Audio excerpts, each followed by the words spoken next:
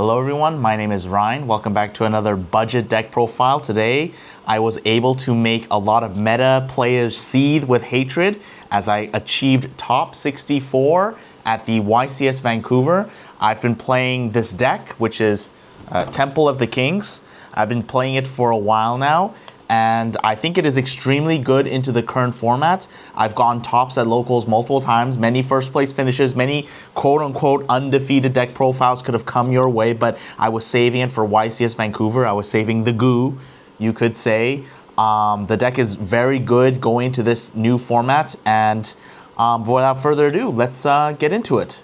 So first we play 3 Anubis, the Last Judge. We're playing a more pure version of the deck, as I believe Fiendsmith is not very good right now because you play right into Izuna, the Canine package. So we're going to play 3 of the starter. We play 3 Anubis, the Last Judge. He is one of the better starters. We play 3 Man with the Mark. Once again, another fantastic starter for the deck, all 1-card combo. In fact, whenever I describe this deck to any one of my peers, I always tell them that this deck is basically Snake Eyes without the Dia Bellstar package. Because if you think about it, it has the same number of 1-card starters and the same number of bricks. You know how in Snake Eyes your bricks would have been like another Temple, maybe a Flamberge or a Snake Eye Dia Bellstar, but in this deck their names are Circuit and Temple of the Kings. You have to run them. They're your extenders, and sometimes if you open them in the right hand and they droll you, it allows you to keep comboing. They're really not that great, but they're extremely important to the strategy itself, so you have to play them. Next up, I play 2 Apophis the Serpent and 3 Apophis the Swamp Deity. This ratio is perfect in my opinion. I've tried the Fiendsmith version. I do have the cards. I've tried many different versions of the deck, and every time this is the ratio I've landed on. I've tried 1 and 2. I've tried even 2 and 1 or 2 and 2. I've tried many different ratios of the Apophis traps, and I have landed on this ratio. In fact, even when I side, I do not change this ratio. These cards, this is technically a 2-card combo. If you see these 2 cards, you're basically off to the races. Even if the other cards in your hands are breakers or hand traps, just seeing this is enough to get your engine started and looping the Apophis traps. I do not believe you can go lower. I believe this is the perfect ratio. I've been playing this deck for a very long time, and this is correct in my opinion. Next is the 1 Anguish pattern. It is debatable whether or not you can play this. A lot of games, honestly, I just want to do Apophis control, but it is very good into the Yummy matchup, and it is a good way to control the board. If you stay till the end of the video, I will have a lot of people like to call it a combo section. I think Odion is really easy in terms of combo. I would like to call it more a how to interact with your opponent section, because I see a lot of people say stuff like, yeah, so I play a 1 Anguish pattern, self-explanatory, next. So I would like to actually explain how to use the traps in this deck. And I think a lot of people are maybe shotgunning things too early or not chaining things correctly. And so that's why this deck has kind of a rap as being very weak. Next, we play the 1 Verdict of Anubis. I know some players have opted to cut it out because it's technically a brick. But if your brick is your win condition, then you want to keep this in. This is our Flamberge Dragon. Like, technically, if you open Flamberge Dragon Snake Eyes, you lose. Like, it doesn't do anything.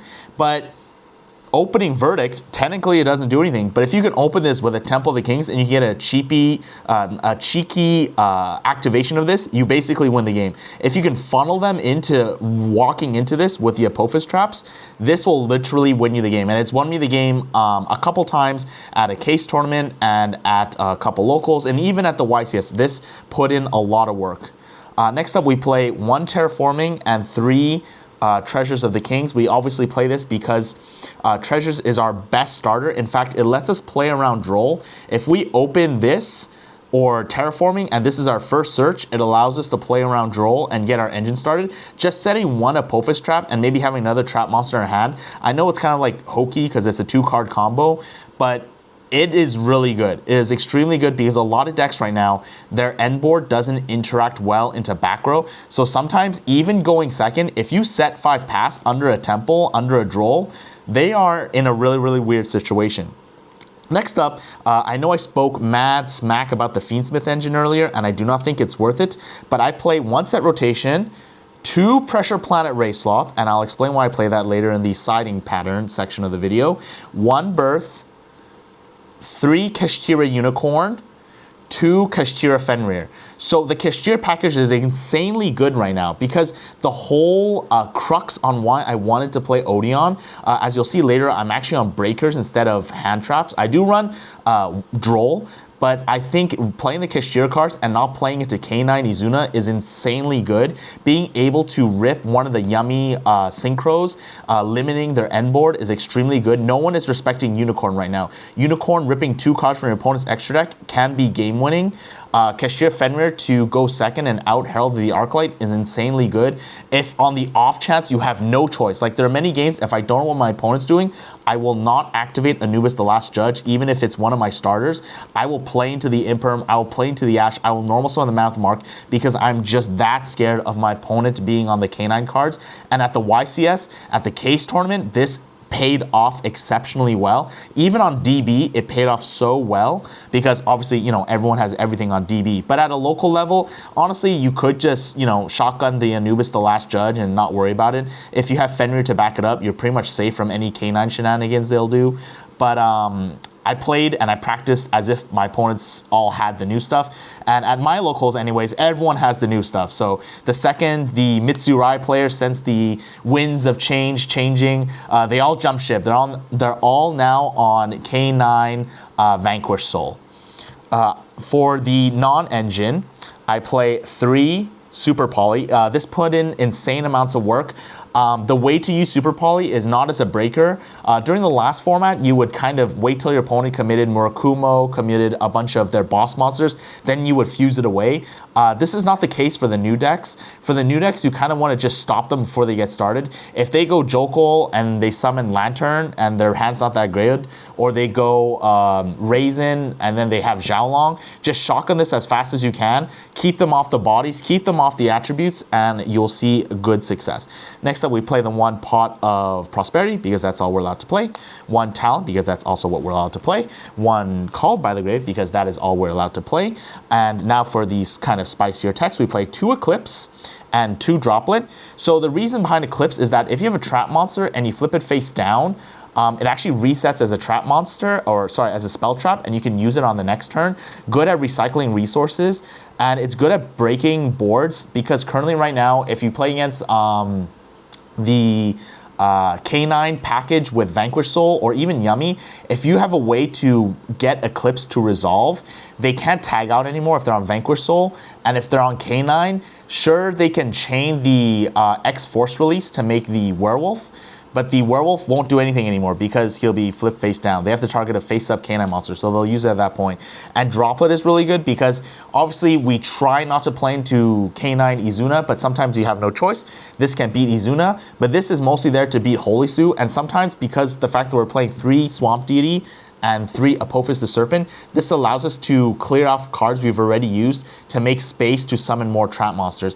It's come up a couple times that way, and I believe it is a really good ratio to run 2 of each. Next up, we play the only hand trap, which is 3 Droll. So the reason why we play 3 Droll is because Droll is still insane.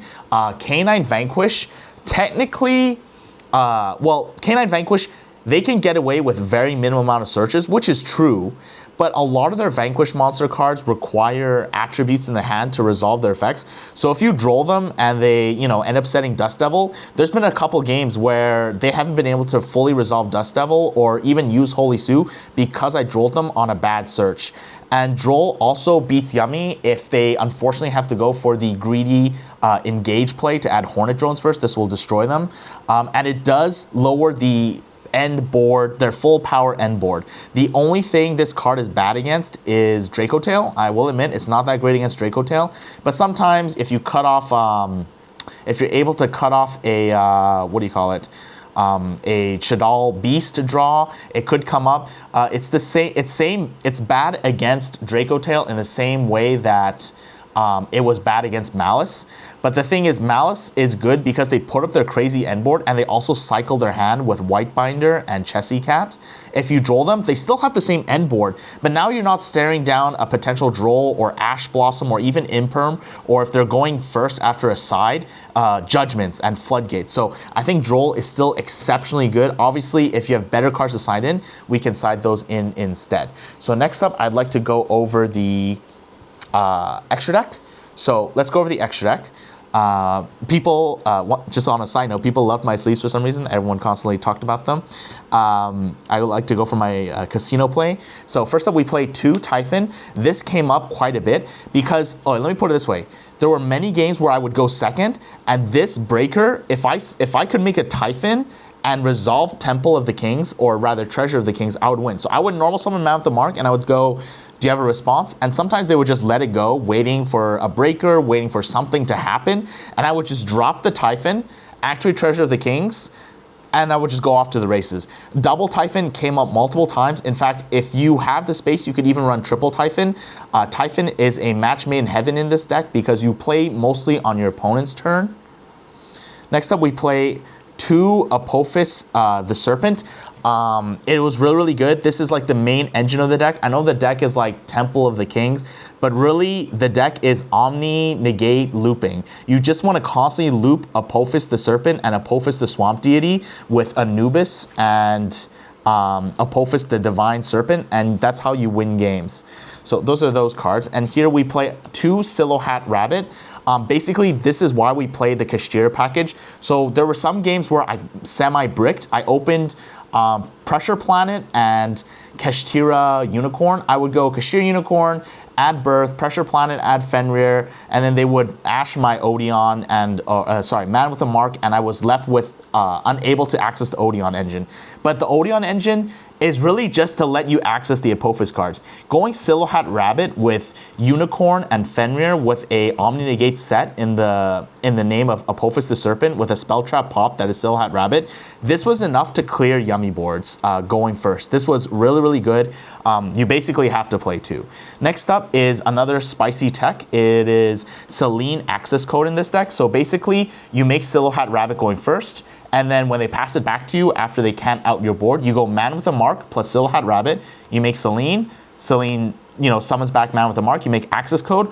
All of this happens in under 5 summons, and then you attack them for a game because this will be 5,300, and they cannot do anything because they are, in fact, trying to wait for Nib to happen. In fact, when I was playing at a local, I had to attribute one of my first place finishes at the locals to this card because my opponent was on Malice. I managed to stop them from playing using Super Poly, and on the crackback, they had Nib. They actually had not Imperm Nib. They just had a naked Nib. They drew Nib for turn, and they were just praying I would have to play into Nib to kill them, but access code just sealed the deal, and they just had to scoop it up there.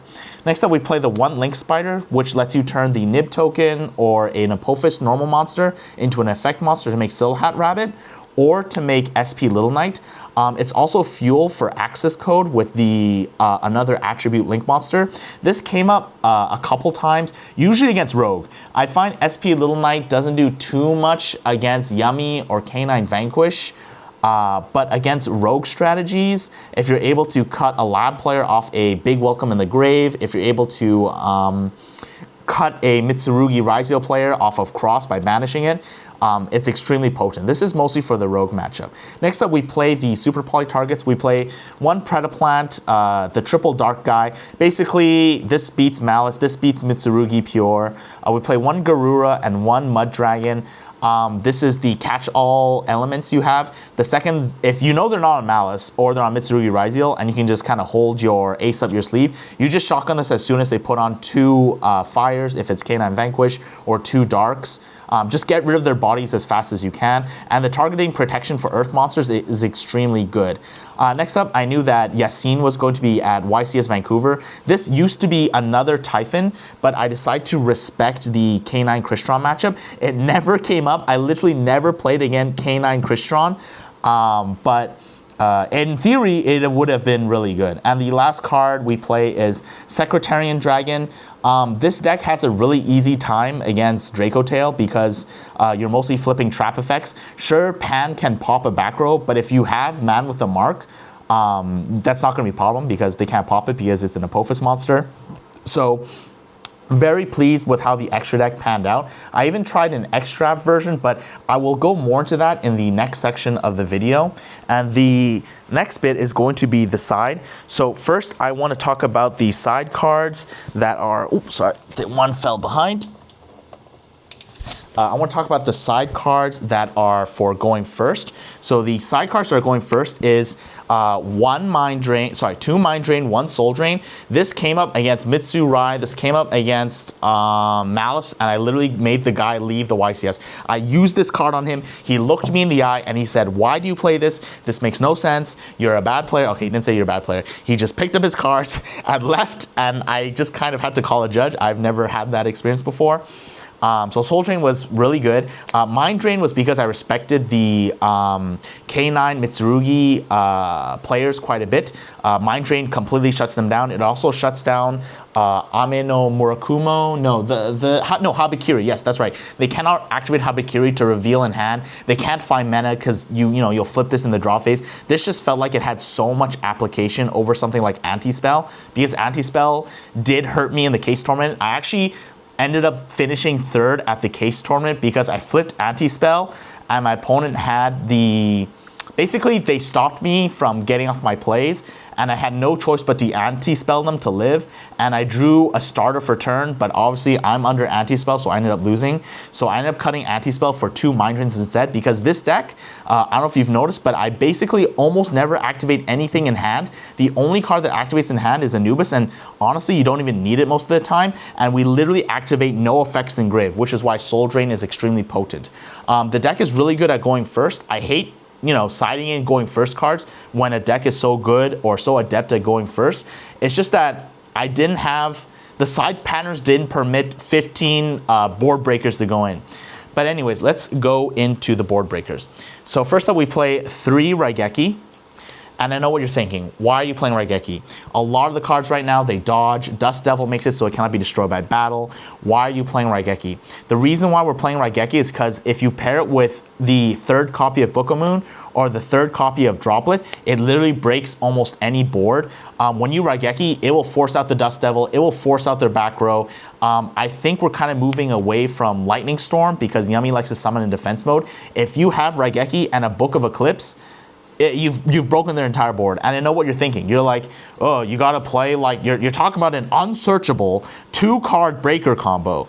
But like my rebuttal to this that I found in my testing is that you need 2 hand traps to beat the top decks anyway. And even then, 2 hand traps won't beat the top decks anyway. So you might as well play 2 breakers and just hope you see 2 breakers instead of seeing Ash Imperm. If you see Ash Imperm against Yummy and they start with the, what do you call it? The Obedience School, or they have the Sky Striker package, your Ash Imperm's not going to do anything. I'm sorry, it's not going to do anything. Ash Imperm's also not going to do anything against K9 Vanquish. I found this extremely good, and if you don't believe me, I highly recommend you try it for yourself. It doesn't matter if they can't draw, because you will break their board. You will break their board with Raigeki. They will not be drawing even if you eclipse them. And if you eclipse them and you live and they draw, that's good because you lived and you can kill them on the crackback. And if you use Eclipse during your turn, if you go first, it doesn't matter if they draw cards on the end phase because they're dead. So Eclipse is very versatile, Droplet very versatile. You can actually put these in going first as well if Droll turns out to be a dead card. We still play the 1-of Duster. I do fear back row decks, which was good because this ended up coming up in in the case tournament. I ended up playing against Labyrinth. This was very good. But otherwise, during the YCS, I never saw this once and it never came up. I always preferred Raigeki and it was good. I saw it more often. Next up, we actually side the 3 Fuelos. Fuelos is obviously extremely good, but in a trap deck, you don't want to see Fuelos. If you draw Fuelos for your 6th card, you basically lose. I would rather see Eclipse for my 6th card. I would rather see Droplet for my 6th card. I'd even rather see Engine for my 6th card. When you play a trap deck, it's really hard for them to pressure you out of the game because worst case scenario, all you need to do is set 5 and pass. So siding the Fulos, in my opinion, and from my testing, was fantastic, at least in Odion. I know for K9 Vanquish, Joshua Schmidt and a lot of pro players like to use the adage that you would like to brick on chummies than anything else. Which is kind of fair and kind of true, especially if you think you're going to be playing against other meta decks. But this deck, Odion, can actually play through Fua, it can play through Perulia, it can play through Meows. It actually doesn't play into any of the Charmies. You can just only normal summon Man of the Mark, or you can only make Silhat Rabbit, or you can not make Silhat Rabbit and just sit on a Unicorn or and a Man of the Mark. You can beat the Charmies, no problem. And last up, we play Spooky Dogwood. This is what got me such a good... I don't want to say it was the main reason why I got such a good finish, but there were so many games because we're playing a trap deck, the games are going to go long. That's just the reality of the situation. There are so many games where I won in the grind, and Spooky Dogwood came up in game 2 and in game 3. And a lot of players kind of tried to call me out. They were like, why are you playing this? Like, why are you playing this? The implication, of course, being that if you're a quote-unquote good player, you'll play fast, you'll kill them fast, so this will never come up. And my rebuttal to this is that the game is getting so fast that this mantra doesn't quite exist anymore. The games where my Malice opponent combos and I'm just sitting on breakers in my hand, they're literally comboing for like upwards of 15 minutes. Once they realize I have no hand traps and they look at the timer, they'll just keep using effects, keep comboing, trying to build the craziest unbreakable board, but this will give them pause. This will give them pause. And this is extremely good right now into K9 Vanquish because they have to start a chain to summon. If you chain this to Jokul, you'll gain like 4k life and they can't kill you. This pretty much sealed the deal for a couple games. If you haven't tried it, I highly recommend you try this even at a local level. Games just go so long, and yeah, even if your opponent isn't slow playing, I'm not condoning slow playing anyway. Even if your opponent's playing at a reasonable place, which all my opponents were, none of my opponents no played, they'll still get cooked because 40 minutes is not enough time to play Yu-Gi-Oh! Or rather, 45 minutes is not enough time to play Yu-Gi-Oh! With how many effects that the meta decks have. So this is the side. So now we're gonna go over the side pattern. And we're back. I'd like to quickly talk about the side patterns of the strategy. So when we go first, it's really simple. We cut one Fenrir always for one of the... You cut one of the Fenrirs for one of these going first cards. These could be 3 Solemn Judgments, they could be Anti-Spell, they could be Teak-Boo, whatever beats your locals, you can run that. I found this really good into the current meta. This is obviously beating Malice, and once again, to reiterate, this also beats Malice. I just wanted to mention that because I actually flipped this against a Malice player, and for some reason, they got all cocky, being like, this does nothing, and then they looked at their hand, they normal summoned backup, and then they gave up because they realized that they can't summon the backup or the wizard they already had in hands because they kind of bricked. And if they normal summon Dormouse, I just negate it with Apophis the Serpent, or I pop it with a Statue of Anguish pattern. So you cut one Fenrir for one of these, and you can go one of these for one of these, or you can go 2 for these 2. It depends what the matchup is. For example, if you're expecting Droplet to be dead because it's a control strategy, you can basically put these 2 in here. If you're expecting Eclipse to be dead, you can just put these 2 in here. If you think they're both somewhat decent, you can just go 1 for 1. So that's how you side going first, and everything remains live, especially with the Kashtira package. Going first, that's how you side. Going second, it's a bit more involved. So going second, we have, these are the cards we will be cutting: Anguish Pattern, Verdict, 1 Pressure Planet, 1 Birth, and the 3 Unicorn and 1 Called By. These are the cards we will be cutting going second, and we'll be cutting them for the following cards. We will have the 3 Fulos, and then we'll have Duster, Droplet, this, and this. We'll be cutting those for these cards, and there is some more flex space for other cards. So some of the Astute of you might have noticed Dogwood has been put in, and the reason why Dogwood hasn't been put in is because we can actually hold it and actually keep a mini Kashtira package. So it's up to you whether or not the matchup demands you need to cut this or not. Against Yummy and against what are the decks? The decks that have field spells, basically, you can keep this package alive and then just set rotation. Obviously, there's a potential you could brick on the set rotation by opening a pressure planet, but it doesn't happen too often, which is, once again, why run 2 pressure planet.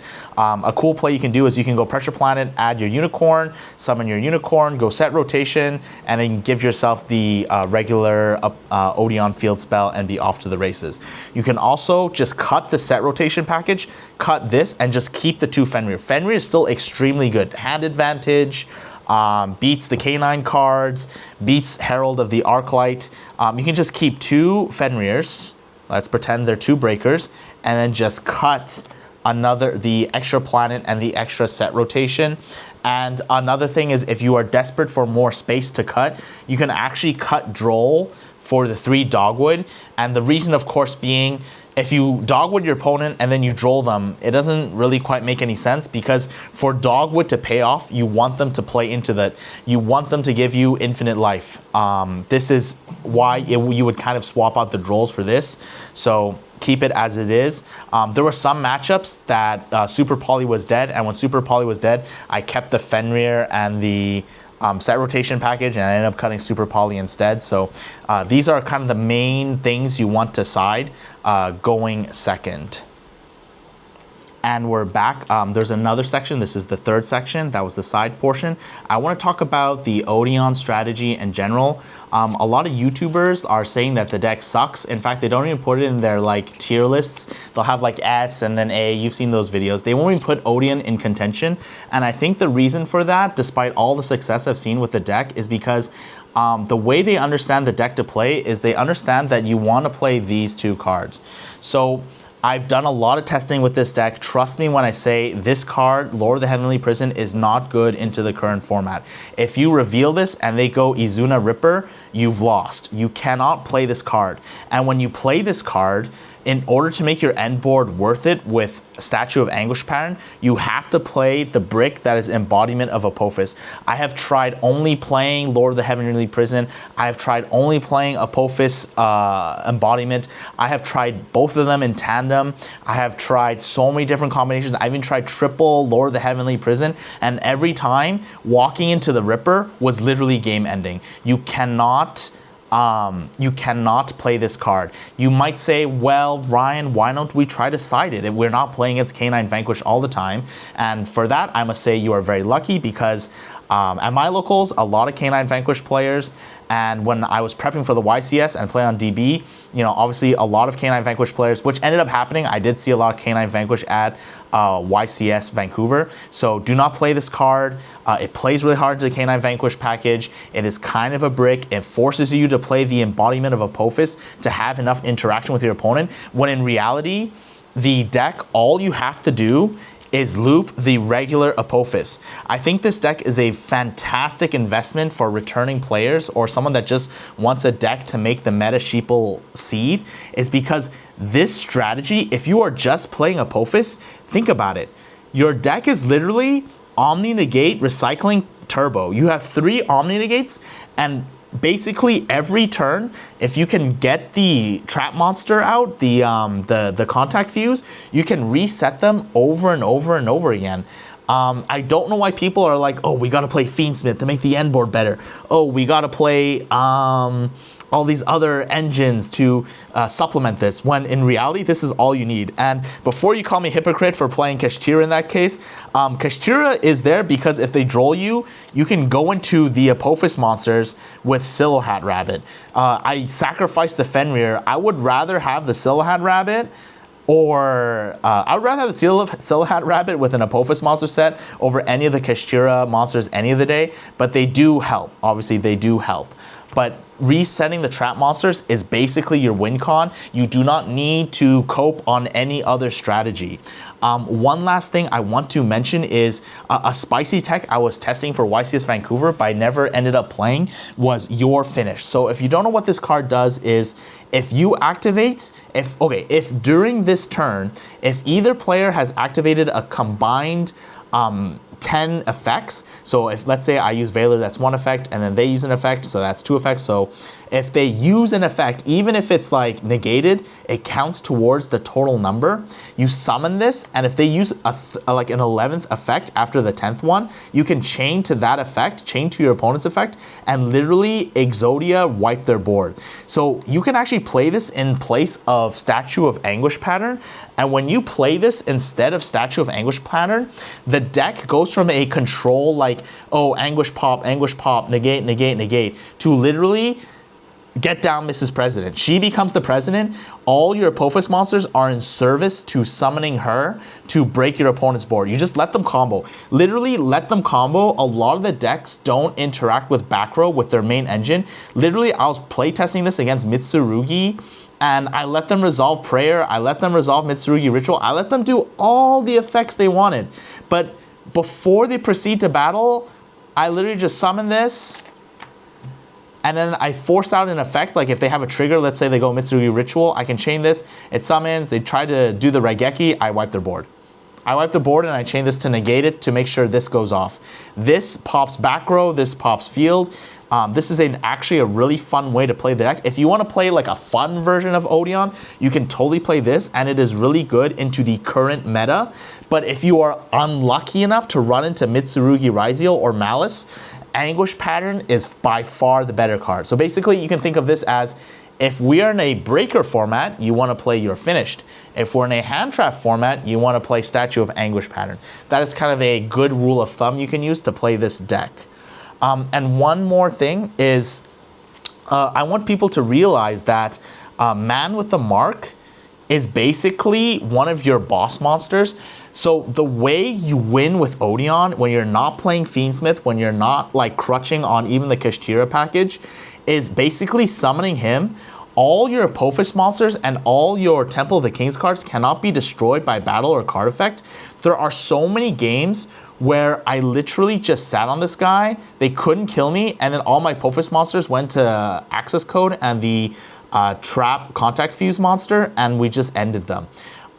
This is how you want to use your interaction. So for this current format, because of the way the game is set up, you want to always use a negate on your opponent's first action. I know what you're thinking, like what if they're trying to bait me?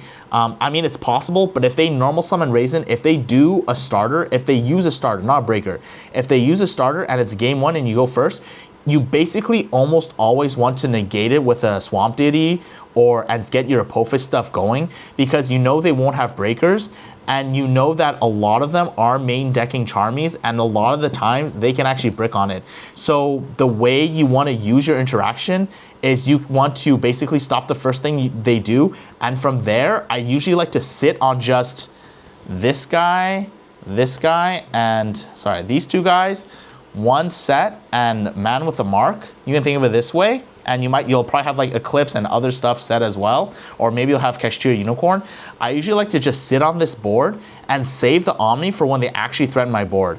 And in the case of Mitsurugi Raizio, you can actually just sit on Man with the Mark and not do anything. You literally just have all your trap monsters set, and then okay, they go Murakumo to Raigeki your board. You go, okay, nothing happens. They go Exciton Knight. Technically nothing happens, but you should probably negate it. If they do any way to break your board, they're in a weird pickle, because a lot of the interaction right now from the top decks interact with monsters or face-up spell and traps. But Man of the Mark protects Temple of the Kings, and he protects himself. So you're in a really, really good spot when you have Man with the Mark. I find once again, to like kind of harp on Lord of the Heavenly Prison, sacrificing your Man with the Mark for a Lord of the Heavenly Prison and sacrificing a Apophis the Serpent just isn't worth it. It just isn't worth it for this card. Trust me, I want this card to be good. I want to set Imperial Iron Wall. I want to set one of my floodgates and just destroy my opponent. But after a ton of testing, this is not the way to play the deck. A lot of people are crapping on the deck right now because they are still thinking of Odion as this Lord of the Heavenly Prison is my win con deck, when in reality, there were so many games where all I did was I went normal summon Man with the Mark, add, so normal summon Man with the Mark, Man with the mark, add Treasure of the Kings, and because I run so many of the Apophis traps, I would open like an Apophis trap in my hand. I know this is a 2-card combo, but literally just going Man with the mark effect, add treasures effect to set Apophis. You're under Droll. You set the other Apophis monster that you had in your hand. This is a double Omni Negate board, and it is usually enough to clear anyone going first. And if you open a Kishtira monster, you can go Silhouette Rabbit to set your Anguish pattern wherever he may be. Where's my Anguish? And Silhouette Rabbit to set your Anguish pattern. Trap decks are really hard for the top decks to interact right now. I've seen incredible success. I've gone 3rd place at a case tournament. I ended up losing because I bricked my first loss of the entire day at 12 midnight. It was a very, very long tournament, but that was my first loss of the day. Otherwise, I did really well. And obviously, I've gone undefeated, blah, blah, blah, topping a couple locals. But obviously, those aren't as important as the YCS top 64. So speaking of the YCS top 64, it is time for the YCS pack. So thanks to the power of modern editing, we have actually opened this pack already, but I don't know what is inside. I really hope it's Shaddoll Fusion. If it's Gagaga Magician, I will be blowing my brains out, but he will not be sold because this is like, you know, memorabilia. I don't like selling cards. So let's see here. What are we getting? What are we getting? What are we getting? Okay, it's a monster. Oh no, he's 1,500 effect. He's a spellcaster. No, it's Gagaga Magician. No. Why couldn't you be Shaddoll Fusion or Blue Eyes? But, you know, he'll look nice on my mantelpiece. It's okay. I'm actually not too beat up about it. It's a nice card. It's a nice gesture that Konami has these now. I'm glad they had this as a day 2 thing. Speaking of day 2, I'm a bit salty. I actually made it to day 2. I won all my day 2 matches, and I still bubbled out. I literally made it to day 2 and won 2 games back to back, and I still bubbled out of the tournament and finished top 64. To all my Odion players, I'm sorry I couldn't put Odion back on the map, but looking on YGOPro.deck, I see that there's some regional finishes, so I highly recommend you try playing Odion. I think the deck is extremely good. You do not need to play into the Canine cards. It has a good matchup into Yummy with Anguish Pattern. It has a good matchup into basically any of the decks. You will cook Mitsurugi Raizel. You will cook basically a lot of the decks. Do not blame this build. Do not blame this build for my top 64. I lost a couple games because I'm a bad player. And this was my first YCS. In fact, I learned a lot because this is my first YCS. A lot of my opponents at the top tables, the way they play, okay, so the way I like to play, I hope I didn't hit the mic too hard there. The way I like to play is I like to declare my effect. I go Treasure of the Kings to send an Apophis monster. I'll actually tell them what my effect is, but when I play against people at the top tables, they kind of shuffle their hand and deadpan look at me in the face and like shove their hoodie over their head and then just go like, effect. Does it resolve? Okay, effect. And like sometimes they won't even pay the cost. I had one opponent go like, he summoned the Yummy Synchro and he went effect, like the effect to tag out and summon from grave, but he didn't actually pay cost. So I got so confused. I was like, what are you doing? Like, are you trying to summon back? Are you trying to add 2 to hand and then discard 1? You can't do that. You have to pay cost. And if I was like, if I had an Imperm, maybe Imperm's not a good example, but if I had like Songs of the Dominator and they fished that information out of me, I would have been pretty upset. Maybe that's how I'm supposed to play. Maybe if I went Treasure of the Kings and I don't say what effect it is and they end up ashing it and I tell them I'm actually setting from deck, maybe that's how you're supposed to top a YCS. Maybe that's how pro players do it. But suffice it to say, first YCS, I learned a lot on how the how competitive Yu-Gi-Oh is played. You basically always have to ask for confirmation, but that's neither here nor there. I still had a great time. I met a fantastic bunch of people. We had a lot of camaraderie, a lot of fun. People seeing me at the top tables was incredible fun for them. Seeing a trap deck do well was very, very unheard of. People think this deck is dead. YouTubers won't even mention it anymore, but I guess I'm rambling here. Fantastic deck. Highly recommend you try this build out. I saw incredible success. I'm a bad player, which is why I only finished top 64. The deck never let me down. I let the deck down. A couple shout outs to my beautiful and wonderful girlfriend. She's behind the camera right now. You know, she cheered me on and basically got me back into the game in a way. A lot of these cards, she actually convinced me to buy them. I wasn't quite sure if I wanted to play more, but you know, she kept me in the game. And one last shout out to my brother, who actually lent me a lot of the cards, other than the Temple of the King stuff, which is what I bought. A Lord of the Heavenly Prison, the extra deck stuff. This is not mine. This is all my brother's. He ended up buying it and lending it to me. So this top 64 finish is as much of his as it is mine.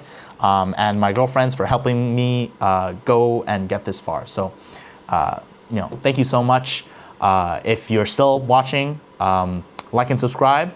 The Yubel video is coming, I promise. I just am having trouble acquiring some Primite cards because it's going to be Primite Yubel with Super Poly. But until I can actually test the Super Poly build, not in DB, but in real life, I don't want to share the deck list. So hopefully that'll be coming soon. I have another build of Odion coming as well. I'm a big Dogmatica fan, so you can also expect a profile for that when Doom drops.